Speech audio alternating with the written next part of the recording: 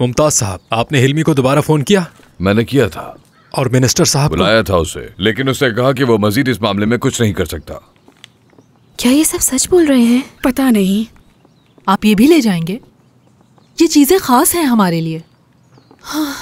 क्या आप कुछ नहीं कर सकते मिस्टर मुमताज? कोई तो हल निकालना होगा इसका आपको। प्लीज कुछ करें भाई। बस बंद कर दो अब ये सारा ड्रामा। मुमताज साहब, क्या इस पर हमारा एक भी दस्तखत है? मुझे अफसोस है तुरल साहब, इसका ऐलान एक हफ्ता पहले हो चुका है। हिल्मी ने हमसे छुपा के रखा। क्या बकवास है ये सब।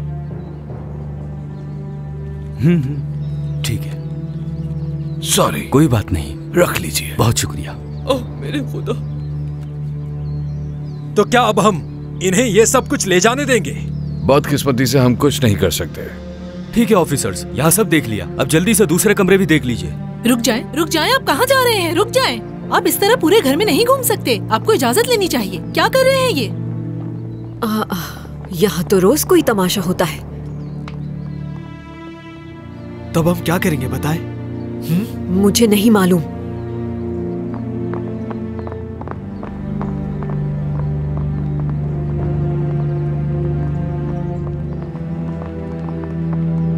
क्या हम वाकई इतने ज्यादा मकरूज हैं? क्या हम किसी तरह इसका बंदोबस्त नहीं कर सकते? प्लीज आप हर जगह ऐसे नहीं जा सकते।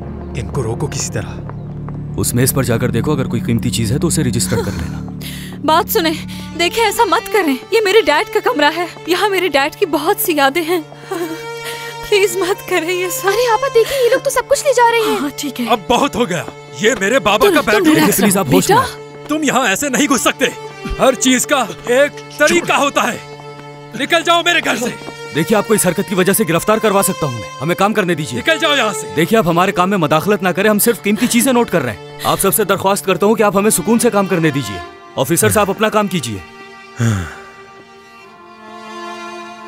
देख रही हैं, अब आप कुछ नहीं करेंगी या इसी तरह देखती रहेंगी? कुछ करें ना आप। प्लीज दादी कुछ करें।